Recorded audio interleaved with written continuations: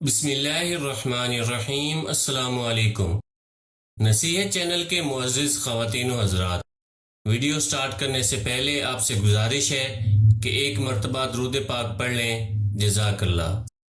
حضرت سیدنا انس بن مالک رضی اللہ تعالیٰ عنہ فرماتے ہیں، میرے چچا حضرت سیدنا انس بن نضر رضی اللہ تعالیٰ عنہ غزوہ بدر میں نہ جا سکے۔ جب ان سے میری ملاقات ہوئی تو انہوں نے افسوس کرتے ہوئے فرمایا، غزوہ بدر جو کہ مسلمانوں اور کفار کے درمیان پہلی جنگ تھی، میں اس میں حاضر نہ ہو سکا۔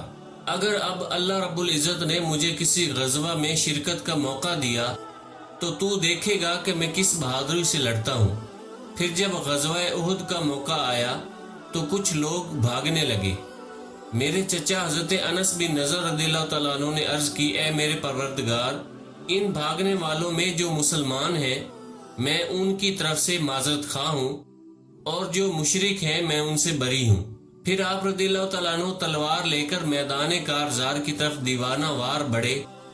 راستے میں حضرت سیدنا سعد رضی اللہ تعالیٰ عنہ سے ملاقات ہوئی تو فرمایا، اے سعد، کہاں جاتے ہو؟ اس پاک پروردگار عز و جل کی قسم جس کے قبضہ قدرت میں میری جان ہے، میں احد پہاڑ کے قریب جنت کی خوشبو محسوس کر رہا ہوں۔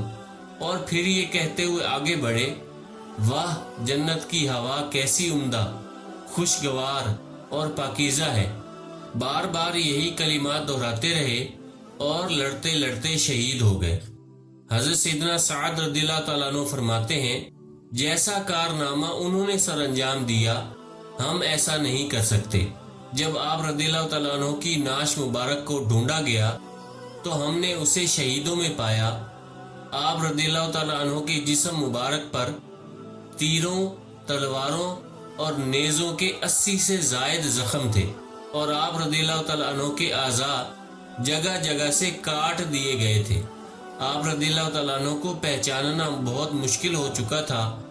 پھر آپ رضی اللہ تعالیٰ عنہ کی ہمشیرہ نے آپ رضی اللہ تعالیٰ عنہ کو انگلیوں کے نشانات سے پہچانا۔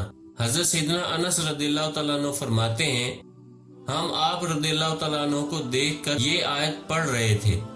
ترجمہ: مسلمانوں میں کچھ وہ مرد ہیں جنہوں نے سچا کر دیا جو عہد اللہ سے کیا تھا۔